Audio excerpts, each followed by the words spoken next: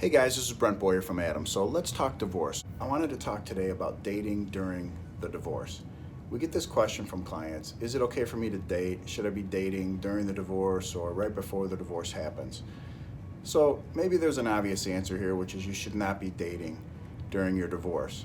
But I wanted to talk a little more about why and how this affects things and what it all means. So you certainly can. You can date, especially if there's not little kids. Then it's not as much of an issue. So if there's no kids, maybe something to consider.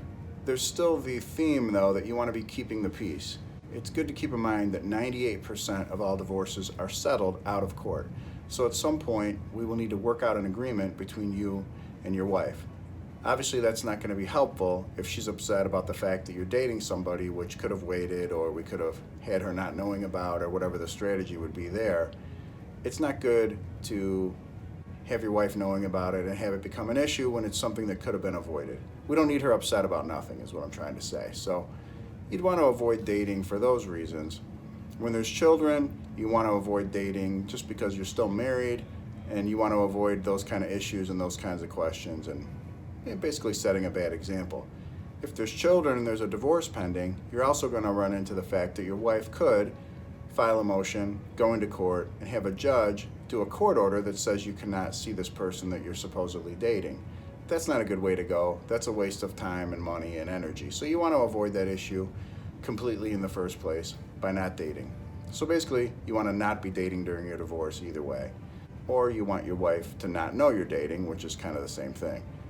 So there is this issue in Michigan of fault and who's at fault and what that all looks like. So really, dating and someone that's had an affair or whatever might be going on prior to the divorce or during is not really that much of a concern. So it's not the issue of if I'm dating, I'm going to be at fault and there's going to be some consequence in my divorce case, like I get less than half of the property or I get some other penalty. That's not really why we would say don't be dating during the divorce. It's just all the other reasons of keeping civility, keeping the peace, and keeping things going, and some harmony with your family life, especially if there's children. So hopefully that helps explain things a little more here with dating, not dating, what that looks like in the context of divorce.